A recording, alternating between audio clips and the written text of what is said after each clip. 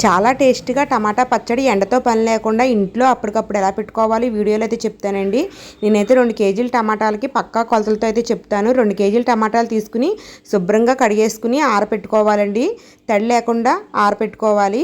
తర్వాత 2 కేజీల టమాటాలకి 200 గ్రాముల చింతపండు, 200 గ్రాముల ఉప్పు, 200 గ్రాముల కారము ఇవైతే కరెక్ట్గా తీసుకోవాలన్నమాట. మనకి చింతపండు వచ్చేసి ఎర్రగా ఉన్నది వాడాలి, నల్లగా ఉన్నది వాడితే పచ్చడి కూడా నల్లగా అయిపోతుంది. కారం కూడా మనము ఫ్రెష్గా ఉన్నది వాడితే మంచిదండి. ఉప్పు అయితే గళ్ళుప్పు నేను ఎండబెట్టి మిక్సీ పెట్టుకున్నాను. సాల్ట్ కంటే గళ్ళుప్పే పచ్చడికి మంచిదన్నమాట.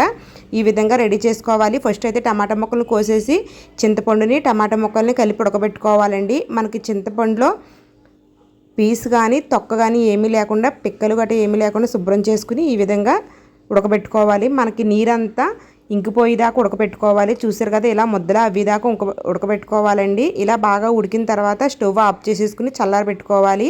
అలాగే మనము దీంట్లోకి మెంతుల పొడి, ఆవు పిండి వేస్తే మంచిది కాబట్టి 4 స్పూన్ల మెంతులు, 4 స్పూన్ల ఆవాలు వేసి దోరగా వేయించుకుని మిక్సీ పెట్టుకోవాలన్నమాట. ఈ పౌడర్ని అయితే పక్కన పెట్టుకోవాలి. తర్వాత మనకైతే ఇది ఉడకబెట్టింది ఇలా వచ్చింది కదా, ఇది బాగా చల్లారేదాకా వదిలేసి మనము ఉప్పుని అలాగే కారాన్ని మనము ఆడిపెట్టుకున్న మెంతిపిండి, ఆవుపిండి కూడా కలుపుకుని మిక్సీ పెట్టుకోవచ్చు.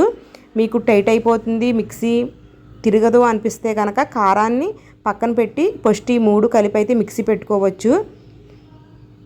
చూసారు కదా, నేనైతే మెంతిపిండి, ఉప్పు, టమాటా పేస్ట్ని అయితే కలిపేసుకుని ఫస్ట్ అయితే పేస్ట్ ఆడేసుకుంటున్నానండి.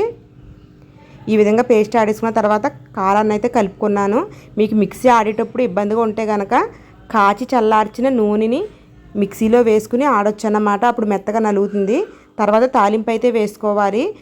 తాలింపు కోసం నేను పప్పుల నూనె అయితే వాడుతున్నానండి. శనగపప్పు, జీలకర్ర, ఆవాలు, ఎల్లుల్లిపాయ బొట్లు ఒలిచినవి ఒక 20 దాకా వేసుకున్నాను. 2 కరివేపాకు రబ్బలు, 4 ఎండుమిరపకాయలు వేసి ఈ విధంగా తాలింపు అయితే వేసుకుంటున్నానండి. ఈ తాలింపు కోసం మనము పప్పుల నూనె కానీ వేరుశనగ నూనె కానీ వాడొచ్చు అన్నమాట. ఈ తాలింపు మనము పూర్తిగా చల్లారాలి. చల్లారిన తర్వాతే పచ్చడిలో కలుపుకోవాలి. అయితే నేను మొత్తం పచ్చడిలోకి అయితే తాలింపు వేయట్లేదండి, సగం పచ్చడికి మాత్రమే తాలింపు వేశాను. మిగతాది అయితే స్టోర్ చేసుకుంటున్నాను. ఇది ఇప్పుడు తాలింపు వేసుకున్నాను కదా, ఈ పచ్చడి అయిపోయిన తర్వాత మిగతా సగానికి తాలింపు వేస్తాను అన్నమాట. ఈ విధంగా ఫ్రెష్గా తాలింపు వేసుకోవడం వల్ల పచ్చడి టేస్ట్గా ఉంటుందండి. వీడియో నచ్చితే లైక్ చేయండి, ఛానల్ కూడా సబ్స్క్రైబ్ చేయండి.